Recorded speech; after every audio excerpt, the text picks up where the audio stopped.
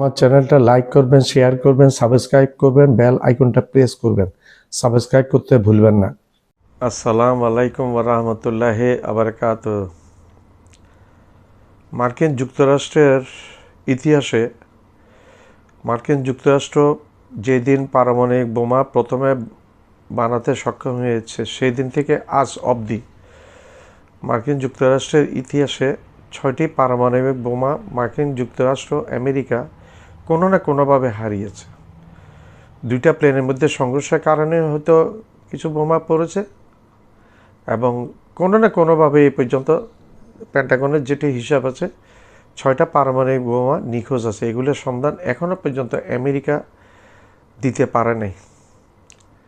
এখন কথা হলো এই বোমাগুলা কোথায় আছে এবং এই বোমাগুলা কি কোনো কেউ উদ্ধার করতে পেরেছে গোপনে, এবং এই বোমাগুলা কি ইরানের হাতে পড়েছে এখন, নাকি কিউবার হাতে পড়েছে, নাকি মার্কিন যুক্তরাষ্ট্রের আমেরিকার কোনো শত্রু দেশের হাতে পড়েছে? সেটাই একটা প্রশ্ন হয়ে দেখা দিয়েছে এখন সেটাই একটা প্রশ্ন হয়ে দেখা দিয়েছে। ধরুন এই বোমাগুলো যদি বর্তমানে ইরানের হাতে 6টা বোমার মধ্যে যে কোনো একটা বোমা ইরানের হাতে পড়ে, তাহলে সমীকরণ কি হতে পারে? বৈশ্বিক এবং সামরিক ভারসাম্যের, মধ্যপ্রাচ্যের তথা সারা বিশ্বের সমীকরণ কি হতে পারে?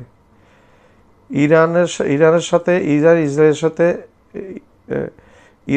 ইসরায়েল এবং আমেরিকা একটি বড় শত্রুভাবাপন্ন দেশ। এখন এই বোমা যদি কোনো না কোনোভাবে ইরানের হাতে পড়ে, তাহলে এটা ইরানের জন্য আরও সহজ হয়ে যাবে টু অ্যাকমপ্লিশ নিউক্লিয়ার ওয়েপন্স। পারমাণবিক বোমা বানাতে আরও সহজ হয়ে যাবে, টেকনোলজি ওইখান থেকে পাবে। ইরানের কাছে টেকনোলজি অবশ্যই আছে এবং এটাও মনে করার কোনো কারণ নাই যে ইরানের কাছে বর্তমানে পারমাণবিক বোমা নাই। ইরানের কাছে পারমাণবিক বোমা যদি না থাকতো, তাহলে ইরান 2টা শক্তিশালী পারমাণবিক শক্তিশালী দেশ, বৃহৎ শক্তি, একটা আমেরিকা এবং একটা ইসরায়েল, এই 12 দিন টিকে থাকতো না। ইমানের একটা জোর আছে মুসলমানদের, ইরানিদের মধ্যে। সেই ইমানের জোরে এবং ইয়েগুলা চলছে এখন। এই যুদ্ধে মার্কিন যুক্তরাষ্ট্র প্রবল ক্ষতির সম্মুখীন হয়ে গেছে। তো এইভাবে আমেরিকার যে হারানো বোমাগুলা যদি কোনো একটা শত্রু দেশ, ভাবাপন্ন দেশ যদি পেয়ে থাকে, তাহলে ডেফিনেটলি তারা এই বোমাটা ইউনাইটেড স্টেটস অফ আমেরিকার বিরুদ্ধে ব্যবহার করার জন্য সদা তৎপর থাকবেন। যে কোনো একটা বোমা যদি বর্তমানে ফুটে, তাহলে বিশ্বের অবস্থা নড়বড়ে হয়ে যাবে। প্রাকৃতিক অবস্থা, বিশ্বের আবহাওয়াগত অবস্থা, বিশ্বের আর্থিক অবস্থা, বিশ্বের পারিপার্শ্বিক অবস্থা পুরা হালচাল পড়ে যাবে। এটা মঙ্গল হবে না সারা বিশ্বের জন্য। যে কোনো একটা বোমা যদি এক্সপ্লোশন হয়। তরুণ পৃথিবীর সবচেয়ে শক্তিশালী সামরিক শক্তি যুক্তরাষ্ট্র, যে দেশ অন্যদের নিরাপত্তা শেখায়, পারমাণবিক অস্ত্র নিয়ন্ত্রণের কথা বলে, কিন্তু যদি বলা হয় সেই যুক্তরাষ্ট্রই নিজেদের কয়েকটি পারমাণবিক বোমা হারিয়ে ফেলেছে, আর সেই বোমাগুলোর মধ্যে অত্যন্ত 6টি আজও নিখোঁজ। এখন প্রশ্ন উঠছে, সেই হারিয়ে যাওয়া বোমাগুলো আসলে কোথায়? আর যদি সেগুলোর কোনোটি ইরানের হাতে চলে যায়, তাহলে কি বিশ্ব রাজনীতির সমীকরণে বদলে যেতে পারে? মধ্যপ্রাচ্য ইরানকে ঘিরে যখন উত্তেজনা বাড়ছে, তখনই যুক্তরাষ্ট্রের সামনে আবারও ফিরে এসেছে এক পুরনো কিন্তু অস্বস্তিকর বাস্তবতা। সেটি হলো নিজেদের হারিয়ে ফেলা পারমাণবিক অস্ত্র। বিভিন্ন আন্তর্জাতিক প্রতিবেদনে বলা হয়েছে, গত কয়েক দশকে যুক্তরাষ্ট্র অন্তত 6টি পারমাণবিক বোমা হারিয়েছে। অবিশ্বাস্য হলেও সত্য, সেই অস্ত্রগুলোর কোনোটির অবস্থান এখনও নিশ্চিতভাবে জানা যায়নি। ব্রিটিশ সংবাদ মাধ্যম ডেইলি মিরর এই বিষয়টি নিয়ে একটি বিস্তারিত প্রতিবেদন প্রকাশ করে, যেখানে বলা হয় মার্কিন সামরিক ইতিহাসে বেশ কয়েকবার এমন ঘটনা ঘটেছে যেখানে পারমাণবিক অস্ত্র দুর্ঘটনায় হারিয়ে গেছে। মার্কিন সামরিক ভাষায় এসব ঘটনাকে বলা হয় ব্রোকেন অ্যারো। এই শব্দটির অর্থ হলো পারমাণবিক অস্ত্র সংক্রান্ত এমন একটি দুর্ঘটনা যেখানে অস্ত্রটি হারিয়ে যায়, নষ্ট হয়ে যায় অথবা নিয়ন্ত্রণের বাইরে চলে যায়। সরকারি তথ্য অনুযায়ী যুক্তরাষ্ট্রের ইতিহাসে মোট 32টি ব্রোকেন অ্যারো ঘটনার রেকর্ড রয়েছে, তবে এর মধ্যে অন্তত 6টি পারমাণবিক বোমা এখনও নিখোঁজ। দীর্ঘদিন ধরে এসব ঘটনা খুব একটা আলোচনায় ছিল না, কিন্তু বর্তমান ভূরাজনৈতিক পরিস্থিতি বদলে যাওয়ার বিষয়টি আবারও নতুন করে গুরুত্ব পাচ্ছে।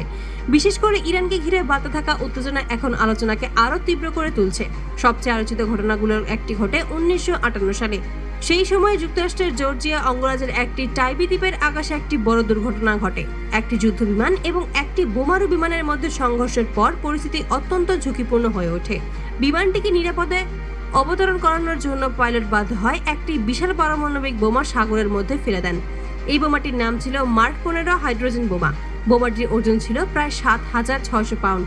বিশেষজ্ঞদের মতে এই ধ্বংস ক্ষমতা ছিল দ্বিতীয় বিশ্বযুদ্ধের সময় নাগাসাকিতে নিক্ষেপ করা বোমার তুলনায় বহুগুণ বেশি। দুর্ঘটনার পর মার্কিন নৌবাহিনী ব্যাপক অনুসন্ধান অভিযান চালায়, কিন্তু বছরের পর বছর অনুসন্ধান করেও সেই বোমাটিকে খুঁজে পাওয়া যায়নি। এই ঘটনা নিয়ে পরে নতুন করে বিতর্ক তৈরি হয়। প্রথম দিকে মার্কিন সরকার বলেছিল বোমাটিতে পূর্ণাঙ্গ পারমাণবিক উপাদান ছিল না, কিন্তু 1984 সালে প্রকাশিত একটি কংগ্রেসনাল প্রতিবেদনে ভিন্ন তথ্য উঠে আসে, যেখানে বলা হয় বোমাটি আসলে কার্যক্রম অবস্থাতেই ছিল। ফলে বিষয়টি নতুন করে উদ্বেগ তৈরি করে। এর কয়েক বছর পর আবারও আরেকটি বড় দুর্ঘটনা ঘটে। 1966 সালে ভূমধ্যসাগরের আকাশে একটি মার্কিন বোমারু বিমানের দুর্ঘটনা ঘটে। সেই দুর্ঘটনার ফলে হারিয়ে যায় একটি শক্তিশালী থার্মোনিউক্লিয়ার বোমা। যদিও পরে বোমার কিছু অংশ উদ্ধার করা সম্ভব হয়, কিন্তু এর একটি গুরুত্বপূর্ণ অংশ আজও নিখোঁজ বলে ধারণা করা হয়। এই ঘটনাগুলো দীর্ঘদিন ধরেই অতীতের দুর্ঘটনা হিসেবে বিবেচিত হয়েছে, কিন্তু বর্তমান পরিস্থিতিতে বিশেষজ্ঞরা নতুন করে প্রশ্ন তুলছে, কারণ এখন থেকেই অনেক দেশেই উন্নত প্রযুক্তি অর্জন করছে এবং পারমাণবিক গবেষণায় অগ্রগতি রয়েছে। আমার চ্যানেলটা লাইক করবেন, শেয়ার করবেন, সাবস্ক্রাইব করবেন, বেল আইকনটা প্রেস করবেন, সাবস্ক্রাইব করতে ভুলবেন না।